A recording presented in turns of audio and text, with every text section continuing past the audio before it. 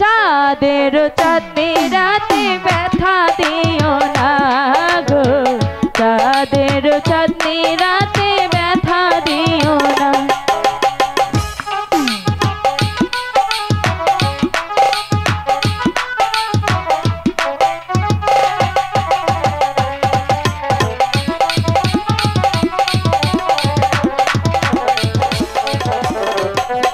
সখী, ছেলে দুটি যে বলে গেল, এখনো যে চলে আসছে না, চল না আমরা বরং একটু এগিয়ে গিয়ে দেখি।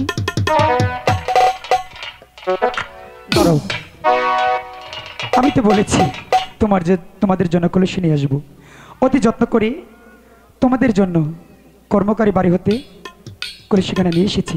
তোমার কলসি তুমি নিতে পারো। ওগো কুমার, এই কলসিখানা যে আমি কিছুতেই নিতে পারবো না। কেন? আমি তো দেখতে পাচ্ছি এই কলসিখানা স্বর্ণ, তাছাড়া এই কলসির গায়ে এগুলো কি লিখেছো তুমি? আরে আমি তো ভেবেছিলাম আমি বোকা, এখন তো দেখছি তুমি বোকা। কেন জানো? কেন? এই কলসি স্বর্ণের ঠিক আছে, সবাই দেখবে এটা মাটির কলসি, শুধু তুমি আর আমি দেখব এটা স্বর্ণের কলসি। সেটা আমি কিভাবে বিশ্বাস করব? আর এই কলসির গায়ে কিছু নাম লেখা আছে, কেন জানো? কেন? তোমার কাছ থেকে যদি এই কলসি হারিয়ে যায়, তাহলে এই নামের মাধ্যমে তোমার কলসি তুমি পেয়ে নেবে। বিশ্বাস না হলে তোমার সখীকে দেখাতে পারো। ঠিক আছে সখী, দেখ তো কলসিখানা।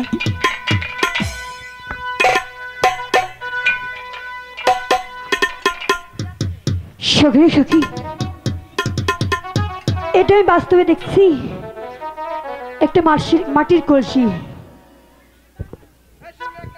ঠিক আছে, আমার সখী যখন বলেছে আমি মেনে নিলাম। এবার তাহলে আমি চলি। চল। চলে যাবে?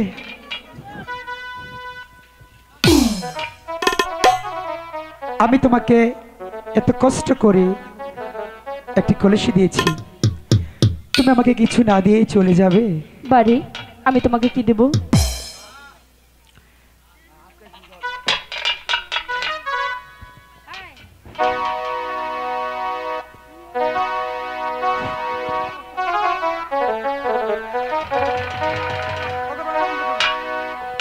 হ্যালো,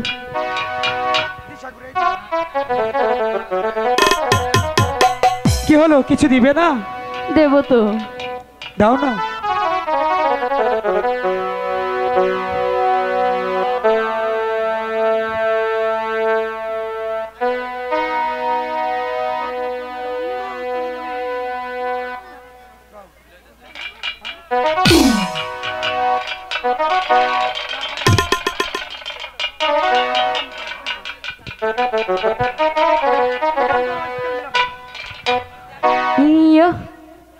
ওগো প্রাণের বন্ধু তুমি,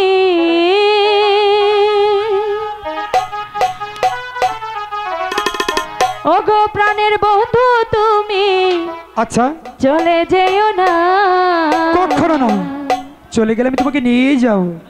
চাঁদের চাঁদনি রাতে ব্যথা দিও না গো, চাঁদের চাঁদনি রাতে ব্যথা দিও না। ওগো প্রাণের বন্ধু তুমি, ওগো প্রাণের বন্ধু তুমি, চলে যেও না। চাঁদের চাঁদনি রাতে ব্যথা দিও না গো, চাঁদের চাঁদনি রাতে ব্যথা দিও না।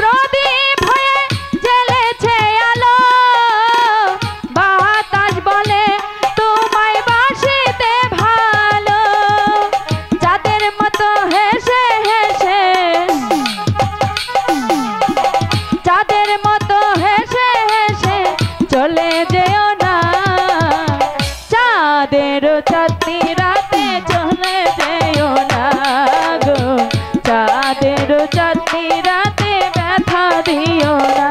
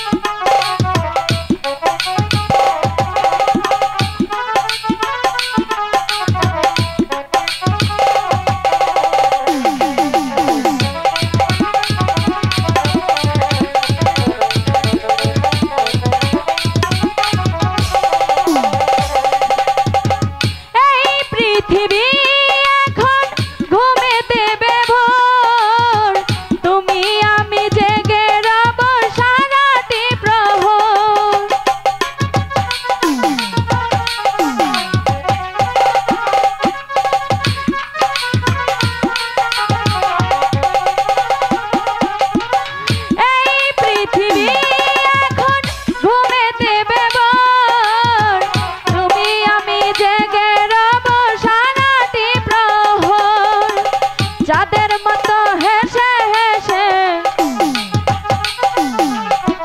যাদের মতো হেসে হেসে চলে যেও না, চাঁদের চাঁদনি রাতে